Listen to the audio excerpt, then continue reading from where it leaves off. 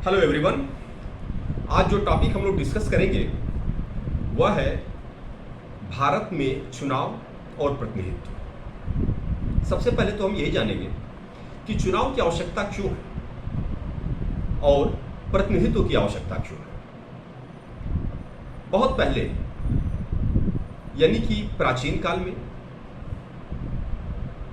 जब राज्यों का स्वरूप था वह बड़ा छोटा छोटा राज्य हुआ करता था।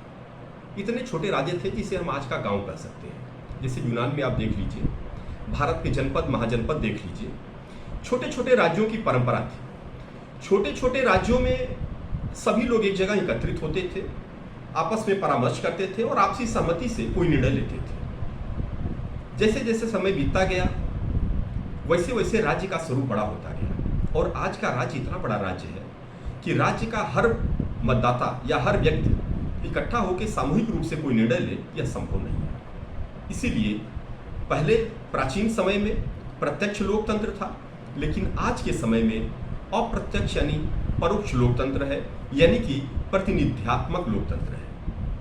आज के लोकतंत्र का संचालन प्रतिनिधियों के माध्यम से ही किया जा सकता है और प्रतिनिधियों का चयन हम कैसे करेंगे?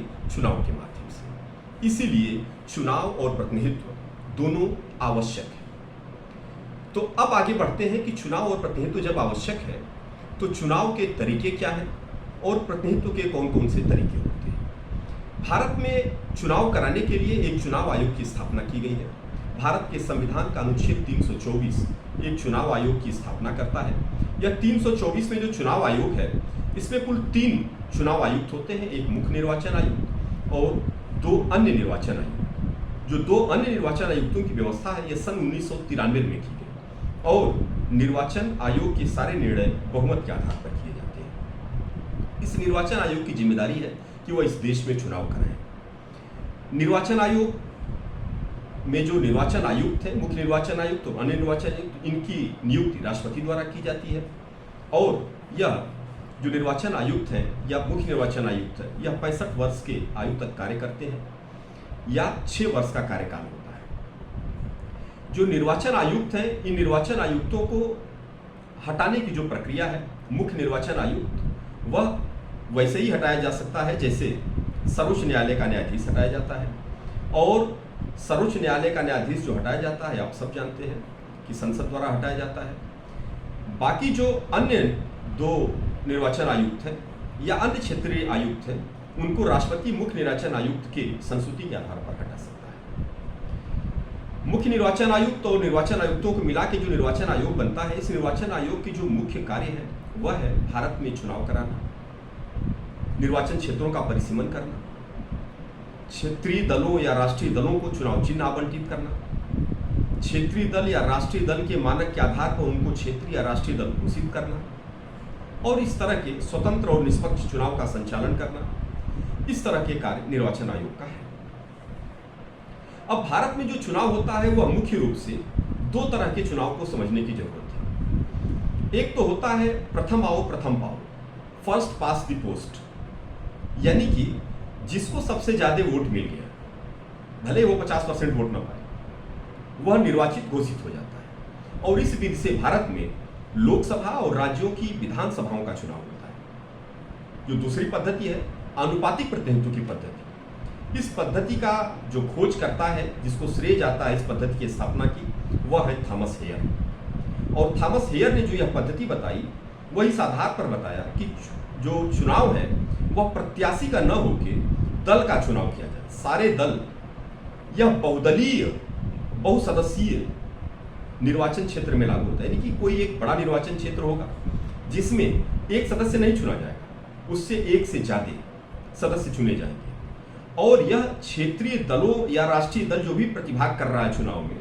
वो दल को वोट डालते हैं मतदाता, और जिसको जितने अनुपात में वोट मिलते हैं उतने अनुपात में उसके प्रत्याशी चुनाव जीत जाते हैं। तो यह है अनुपातिक प्रतिनिधित्व और इस विधि से भारत में राज्यसभा और विधान परिषद का चुनाव होता है। तीसरी पद्धति जो वो है वो राष्ट्रपति के निर्वाचन की है। आप जानते हैं यह एकल संक्रमणीय पद्धति से होती है, अर्थात जिस कैंडिडेट को 50% वोट मिलेगा वही चुनाव जीतेगा, 50% से ज्यादा वोट। और इसके लिए एकल हस्तांतरणीय मतलब सिंगल ट्रांसफरेबल सिस्टम को फॉलो किया जाता है। यानी कि तब तक वोटों का हस्तांतरण होता रहता है जब तक कि कोई एक कैंडिडेट 50% से ज़्यादा वोट न पा जाए। तो ये मुख्य रूप से 3 विधियां हैं आपके समझने की। अब बात करते हैं कि भारत में जो वयस्क मताधिकार है वह क्या है। भारत में वयस्क मताधिकार का मतलब कि भारत का प्रत्येक नागरिक जिसकी उम्र 18 वर्ष के ऊपर है उसे वोट देने का अधिकार है। शर्त यह है कि वह पागल या दिवालिया न हो, या वह देशद्रोही न हो, या वह अस्थायी रूप से देश के बाहर न रहता हो, या वह किसी गंभीर भ्रष्टाचार में सजा याफ्ता हो। तो इन आधारों पर वोट देने का आधार तय होता है। यूनिवर्सल एडल्ट फ्रेंचाइज कहते हैं, यानी सार्वजनिक वयस्क मताधिकार। पहले 21 वर्ष की आयु मिनिमम आयु थी, लेकिन 61वें संविधान संशोधन द्वारा इसे आयु को घटा के अब 18 वर्ष कर दिया गया है।